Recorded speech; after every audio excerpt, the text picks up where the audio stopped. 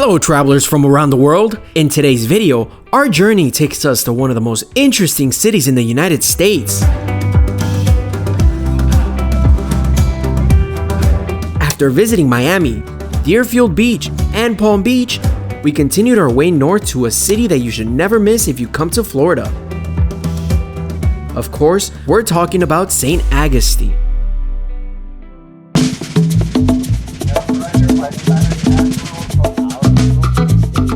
I'm entering St. Augustine through the historical gateway right now. It's a very special city, known as the oldest in the United States, and it's very popular with Americans because it has managed to preserve its incredible colonial past, which makes it essentially unique.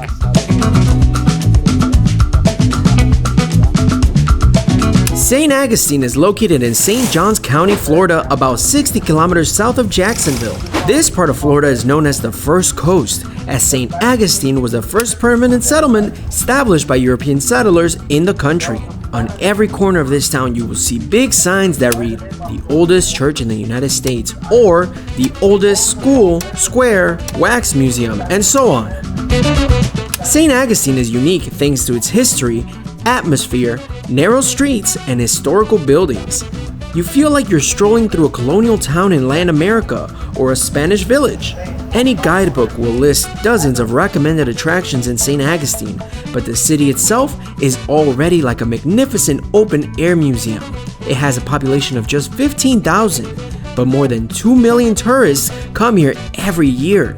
If this is your first time here and you want to see as much as possible, a sightseeing tour on the little trains that run through the city is ideal. You can buy a $20 ticket from a company of your choice and ride the train for a whole day, getting on and off at different places.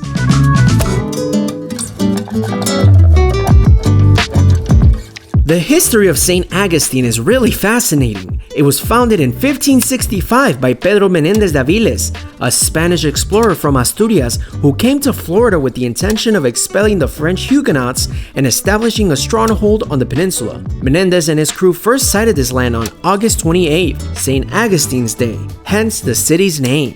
This settlement was the first one that the Spaniards successfully established on the peninsula, and many of the original buildings remain in the town to this day.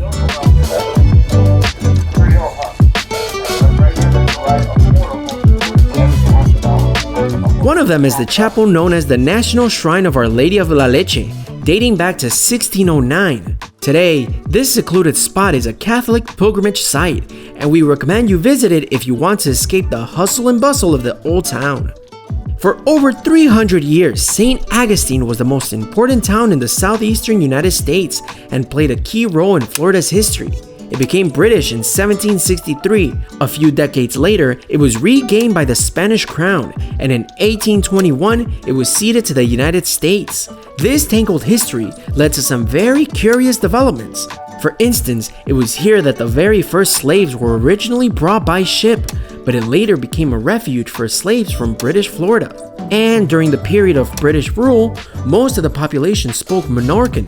One of the best places to begin exploring the city is Plaza de la Constitución, meaning Constitution Square. Designed in 1573, it is the oldest public square in the United States and has preserved much of its early history. On every corner of the square, there are heritage landmarks such as Government House, the reconstructed Old Market, and the Cathedral of St. Augustine, the oldest Christian church in the country. It is also home to one of the last monuments of the Spanish period, the Constitution Monument of 1812, marking the signing of the Great Charter of Liberties, which gave the square its name.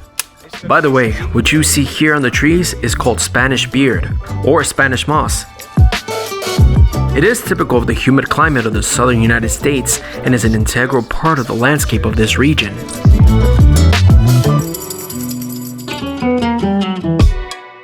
Next to Plaza de la Constitución, there is a monument to a man whose name is found throughout Florida, Juan Ponce de León, a Spanish conquistador who was the first governor of Puerto Rico and also discovered Florida and the Gulf Stream.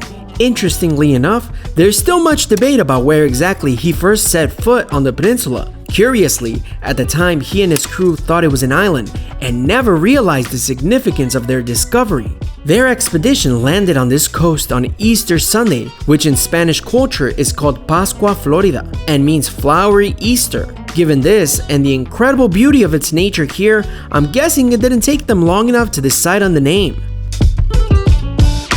Not far from the town's gate on St. George Street, we decided to visit the oldest wooden schoolhouse, which is supposedly the oldest school building in the country.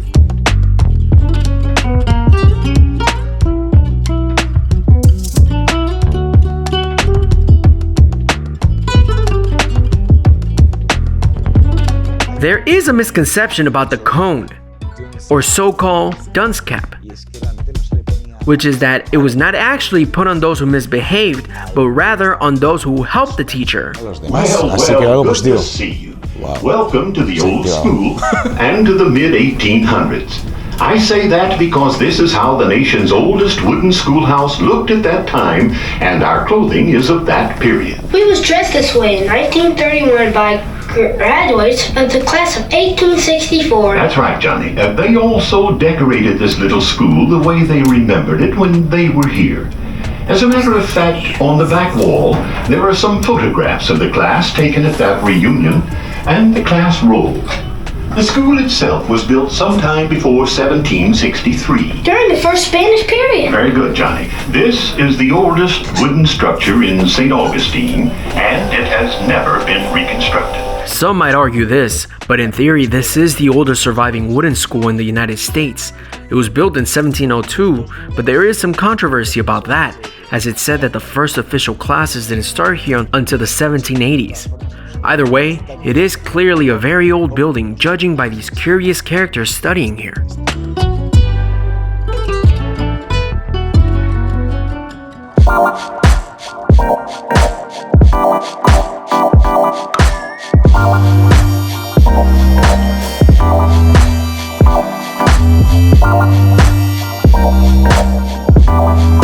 Not only was St. Augustine a thriving city in colonial times, it also enjoyed a second era of splendor when the tycoon Henry Morrison Flagler invested a large fortune in Florida, as we covered in a previous video. It was in St. Augustine that Flagler began the transformation of Florida, and he complemented the city's beauty with a Victorian era and neo-Renaissance buildings.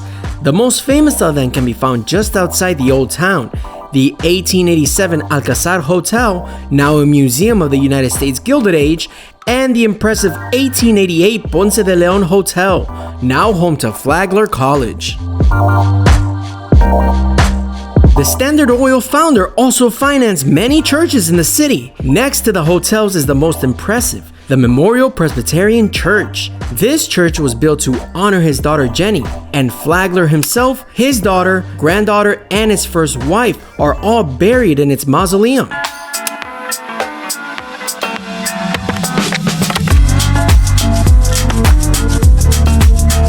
There are many neighborhoods to walk through, but if you have to choose one, we suggest you walk along everyone's favorite, St. George Street. This is one of the several pedestrian streets in the heart of the city. Here you'll find many old buildings, taverns, government buildings, all turned into hotels, restaurants, souvenir stores. It feels like you're walking through a museum or an amusement park. But in fact, many of these houses are really well-preserved historical buildings with a particular style, attracting lots of tourists. You can also buy lots of cool stuff here.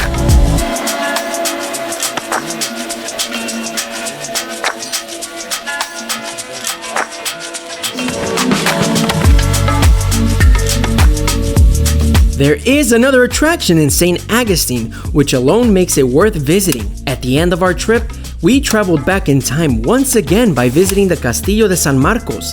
This is an impressive star-shaped fortress overlooking Matanzas Bay that was built in 1672 to protect the area from the British and from pirates. The Castillo de San Marcos is the oldest stone fortification in the US and one of the few forts in the world built from coquina, a sedimentary rock made up of remnants of seashells. In 1702, the British attempted to besiege this fortress for 2 months, but its walls withstood all cannon blows without suffering any damage, allowing the 300 Spanish soldiers to hold their ground. Although the Spanish crown retained control of the Castillo de San Marcos for much of its history, it was also used by the British during the American Revolution and later by the Confederate and Union soldiers during the Civil War. And the curious thing is that all of these handovers took place without any bloodshed. You can visit the National Monument any day of the week from 9 a.m. to 5 p.m. and the entrance fee for adults is $15. We were lucky, but keep in mind that sometimes there can be long lines to enter. When you visit the fort and the city of St. Augustine, it feels like you've embarked on a fantastic journey full of adventure, history, and privateers. Honestly, it was hard for us to part ways with this place, but we had to continue our route north and leave Florida to get a closer look at the deep south. In the next video, we'll show you the most visited national park in the world. Can you guess which park we're talking about? If you've enjoyed watching this video, please give it a like, and to make sure you don't miss our next video, subscribe to our channel and click on the bell. See you soon, world travelers!